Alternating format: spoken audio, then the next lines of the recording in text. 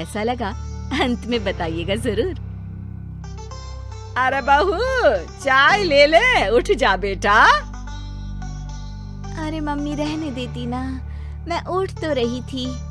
अरे कोई बात नहीं, खाने में क्या बनाना है वो बता दे। देख लो माँ, कुछ भी जो ये कहे बना लेते हैं। बेटा मैंने तो जो सब्जी थी वो काट दी है, तू बस रोटियां बना लेना। ये हर रोज सुबह का सीन था ममता के ससुराल का। एक दिन पड़ोसन कहती है, अरे बहन जी, सारा दिन काम करती रहती हो, थकती नहीं क्या आप? बहू क्या करती रहती है सारा दिन? अरे वो भी कुछ ना कुछ करती ही रहती होगी। अब इतनी भी बूढ़ी तो नहीं हूँ मैं जो बैठ जाऊं कि सामने काम पड़ा है और मैं बैठी रहूं। अरे लेकिन बहू की तो आदत खराब हो जाएगी जब सारा काम आप ही कर दोगी। अरे ठीक है ना, कम उम्र में हमारी भी शादी हुई थी। अब आजकल के पढ़ने लिखने वाले बच्चों को सारी जिम्मेदारी लेने में भी तो वक्त लगता है। बहू है तो क्या हुआ, मेरी बेटी की उम्र की ही है ना। एक उसे भी देख लो, चाय बनाने के सिवा आता ही क्या है। ममता से सारी बात करती है। हाँ मम्मी जी ही ज्यादा काम करती हैं, इसमें कोई दो राय नहीं है। लेकिन मैं भी क्या करूं, ऑफिस और घर के बीच जो वक्त मिलता है उसी में काम कर लेते हैं, है ना। दिन बीत रहे थे। सास बहू के बीच की बॉन्डिंग अच्छी थी, लेकिन जब बहू माँ बनती है तो जो थोड़ा बहुत काम किया करती थी वो भी छोड़ देती है। बहू ये ले, तेरे लिए बनाया है, इसको खाने से बच्चा और तू दोनों स्वस्थ रहेंगे। ठीक है माँ जी। माँ जी, वो बच्चे के लिए गद्दे जो सूख रहे हैं ना छत पर, जरा ले आइए ना। तभी वहाँ पति आ जाता है। अरे माँ रुको, मैं ले आता हूँ, तुम मेरा खाना लगा दो। माँ किचन में चली जाती है। पता है, बगल वाली डॉली है ना, वो लोग हमारी साइड के हैं। उसकी सास ने तो उसकी हड्डियों को मजबूत करने वाले लड्डू बनाए हैं। उसे भी बच्चा हुआ है ना। पता नहीं मम्मी जी क्या पानी से उबाल कर दे देती है, मैं तो बस वही खा लेती हूँ। अरे तो तुम्हारे साइड बनता है तो तुम अपनी माँ से बोल दो, वो बना देंगी। आहा, माँ की तबीयत ठीक नहीं रहती, तुम जानती हो ना, कैसे बनाएंगी वो। अरे क्या हो गया सासू माँ को? कल तक तो फेसबुक में किटी की फोटो डाल रही थी। अच्छा चुप रहिए। डॉली की सास ने मनाया है, तुम लोगों का भी तो फर्ज बनता है। तभी वहाँ सास आ जाती है। ये ले बहू गर्म पानी की बोतल, गर्म पानी पीने से पेट अंदर हो जाएगा। नहीं माँ जी, गर्म पानी पीने से प्यास नहीं बुझती। अरे पी लेना बेटा। वो बगल वाली डॉली को तो जानती है ना, जो तुम लोगों के साइड की है। तेरे साथ ही उसका भी बच्चा हुआ था। बेचारे का कोई ख्याल रखने वाला नहीं, सारा काम करती है और रात में बस एक लड्डू खाकर सो जाती है। पेट तो लटक ही गया है और बच्चा तो कितना कमजोर सा है उसका। अच्छा माँ, क्या बात है, डॉली की ये हाल है? क्यों मैडम, क्या कहना है आपका? पता है मुझे, किसी के पास मेरी सास की तरह सास थोड़ी ना है। नहीं बेटा, ऐसा नहीं है।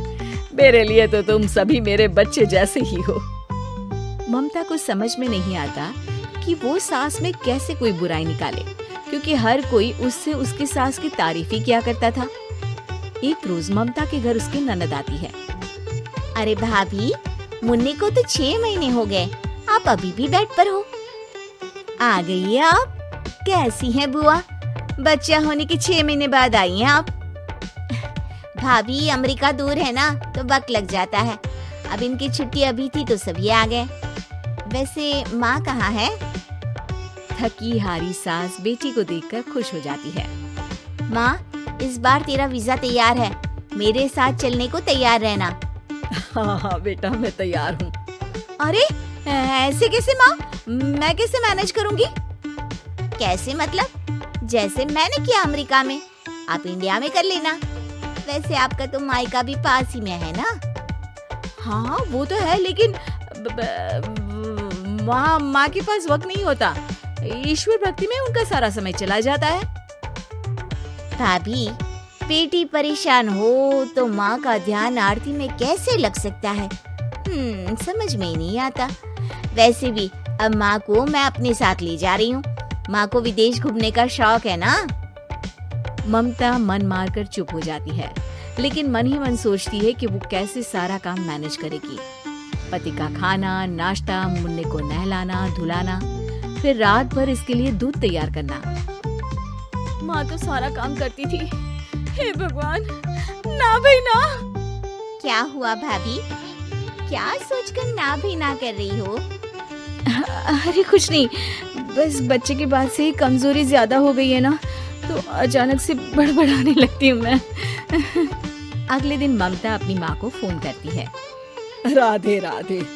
माँ मैं क्या करूँ, मेरी सास तो अमेरिका जा रही है बेटी के पास।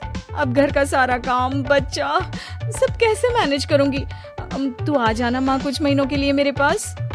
अरे ना ना ममता, मेरे बस की बात नहीं है काम धाम। अरे तू तो जानती है ना, मैंने तो तेरे भाई की शादी भी गरीब गांव की लड़की से इसीलिए ही की थी कि वो चुपचाप घर का सारा काम करे। वैसे भी अब तो आदत भी नहीं रही मेरी काम करने की। ममता को माँ पर बहुत गुस्सा आता है। ठीक है माँ, देख लूंगी मैं, लेकिन मेरी मुसीबत के वक्त आप मेरा साथ नहीं दे रही है। अब भूल जाना मुझे। ममता गुस्से में आकर फोन रख देती है और रोने लगती है, लेकिन बेचारी करे भी तो क्या।